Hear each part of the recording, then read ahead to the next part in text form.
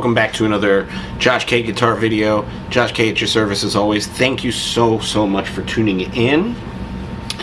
Today we're diving back into the Mick Goodrick series, and I've been playing his song Mevlevia, which is one of the first songs that I learned by him. I'm just kind of taking it back out of the box here, if you will. And I wanted to dive back into the series, which I'm doing because I noticed that these books are no longer available, and if you can find them, a lot of the time you're going to be paying like $1,000, which is just, that's criminal to me. I don't like it.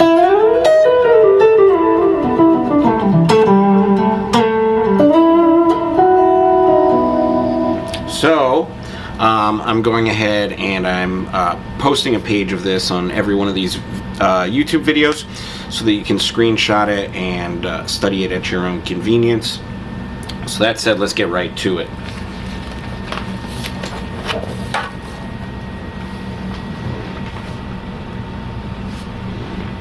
This is the book in question, Almanac of Guitar Voice Leading for the year 2001 and beyond by Mick Goodrick.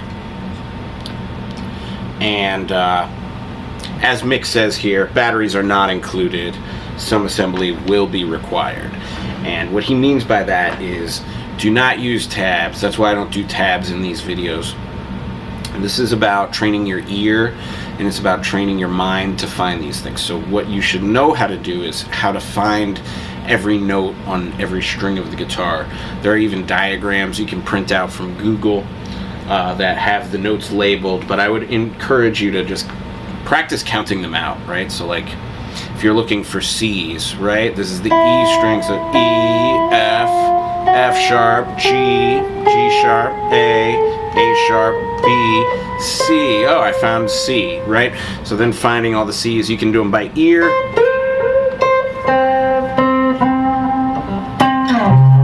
can find them by ear if you like, or you can actually count to them the way that I did and start charting out really where to find these things. And again, there's no fast way to do it. You have to program it into your brain, and that takes time.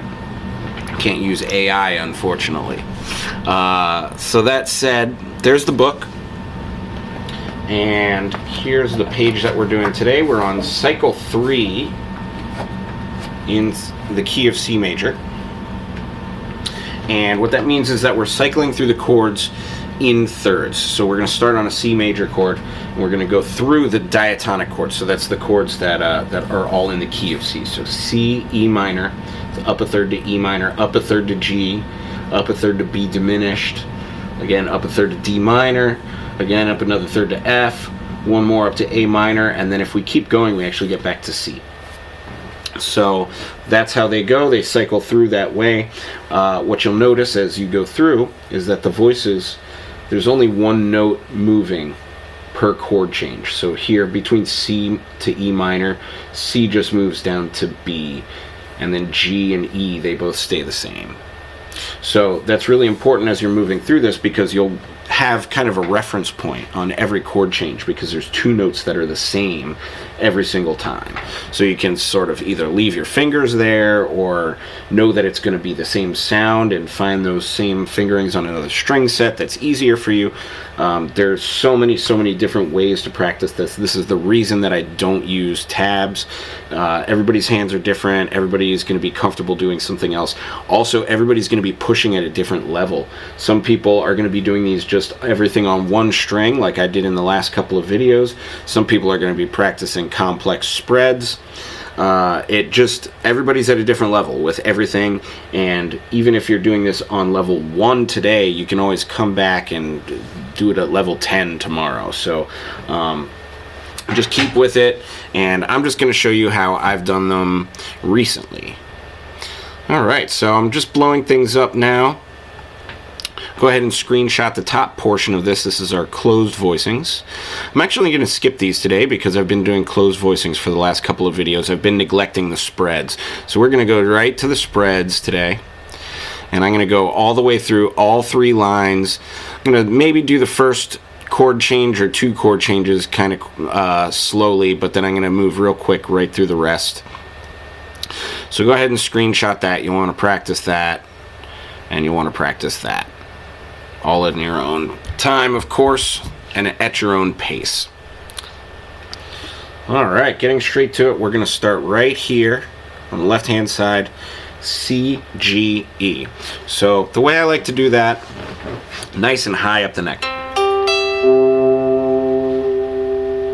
So I'm doing this on fret 8, this C here, on the D string. I'm doing D, C, G, E. So 12th fret for G, 12th fret for E.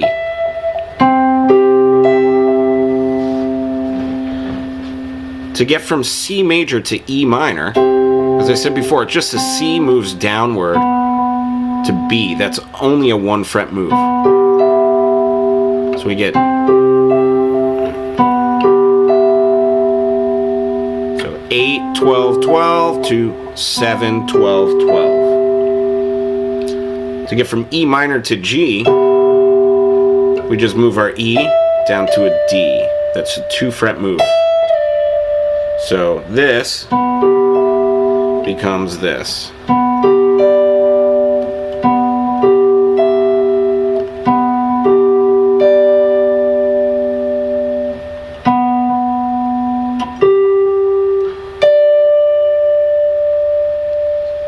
Then that's going to move to B diminished.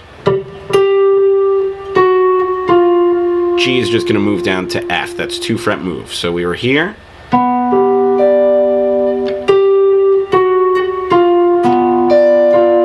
And there's our B diminished.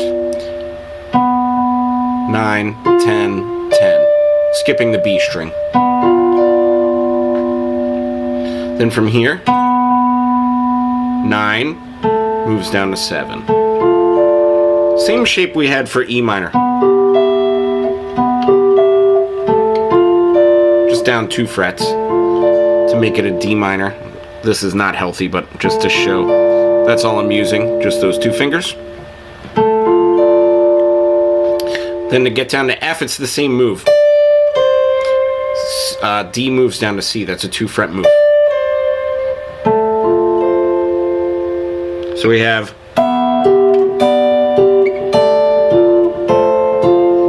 same move, right?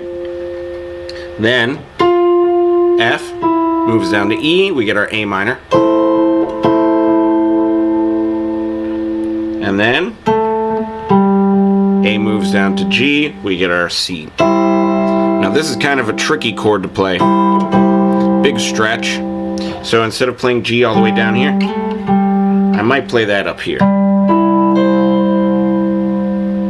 In fact, let's do that for the next line. So we're going to do fret 10 on the A string, 9 on the G, 8 on the E string. You can hybrid pick that. You can just arpeggiate it. You can mute. Whatever way is good for you is totally fine. I'm not picky about that. Just that we're getting there. This is about using your brain to try and find music and try to make pathways for music to work for yourself. So as you're going through these, you might find like, oh man, I would never play that. That's the point. The point is that now you would never play that. As you work your way through these, you might find that there are many uses actually for a lot of these. So there's your C. To get to E minor, we need to get C down to B. Just like on the top line, the only difference is this time, instead of the note being on the bottom, it's on the top. So we had this with C moving down to B on the bottom. Now we have C moving to B on the top. You can see it's a totally different vibe, but it's the same 3 notes, just rearranged in a different order. That's the beautiful part. And then again, E moves down to D. And now I'm playing 7, 7, 10. You can also move this around, so 10, 12, 12. move those first and third strings onto the second and fourth strings. Right? I'm going to go ahead and keep it here so that maybe we can be introduced to some new chord voicings. So spreading across strings there. So from there we've got G major. To get to B diminished, our bottom note needs to move. G needs to move down to F. So then we have F, D, B. B diminished. Then B needs to move down to A. There are actually two really close A. A lot of people might prefer this one. A lot of the time I even prefer that one, but again, for the interest of finding some new shapes, let's see if we can do these here. So we have D minor, we have F, D, and then A on the very top. So then I'm playing that fret 8, fret 7 on the G, and fret 5 on the E. A string, G string, E string. Whatever way is convenient for your fingers. Then we're moving that to an F. So D needs to move down to C.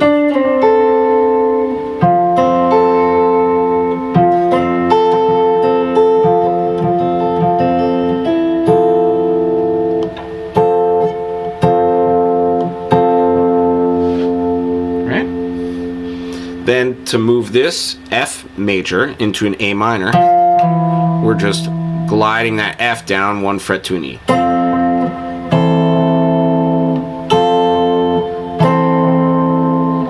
And then we're gonna be back here to C. Okay? So, 2 lines so far.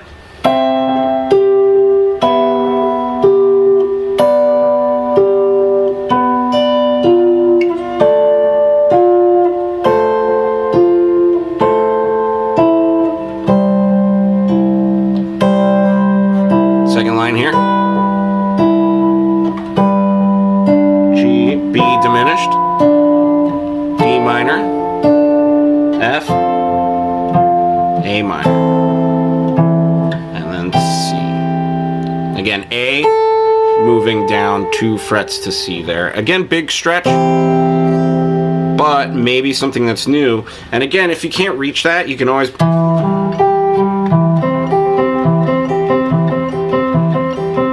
arpeggiate. That's always a good exercise for these two. This is just how I'm practicing them today. And if you've gone through my series, then you'll notice that each one of these is actually a little different. I'm doing that on purpose, just to really solidify the point that tabs are probably only going to hurt you in this whole thing. It's more about opening your brain and thinking about the things. Alright, so we're on the 3rd line, last line, E, C, G. And again, C just moves to B. Now this change here, we're starting to get real stretchy, so let's go ahead and fix this. This 4 and 3 can be played up here. Now, for me, I would probably start working on this stretch, but I think that that's maybe a little ridiculous for this video. So let's go ahead and actually do the ergonomical thing instead of hurting ourselves, okay? So that's going to be 7, 9, 8. Skipping the 3rd string, so I'm just playing A, D, B, those 3 strings.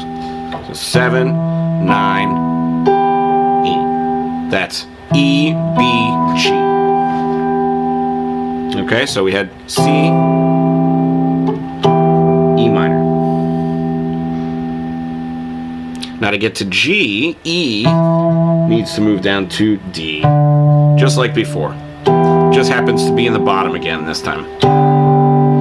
Now I'm going to encourage you to stretch this time. I know I've been making some of them easier, some of them are harder, but I try to start every line and then continue across that same line on the same strings. That's my exercise for today. So here we're on G, and we're moving to B diminished. So F on top needs to move down here. So I have D, B, F on top. And then B is going to move down to A to get our D minor. And from here, D down to C. Tricky one. And then F moves down to E. And then we'll resolve it all the way back. So from here, resolving all the way back down to here, A moves down to G. And that should hopefully be a nice, comfortable C shape, root fifth third on the very top. Anyways, I hope this is a helpful lesson for this series. Once again, please do screenshot those portions and take every little piece. Practice slowly at your own pace. There's some big stretches, big reaches in here.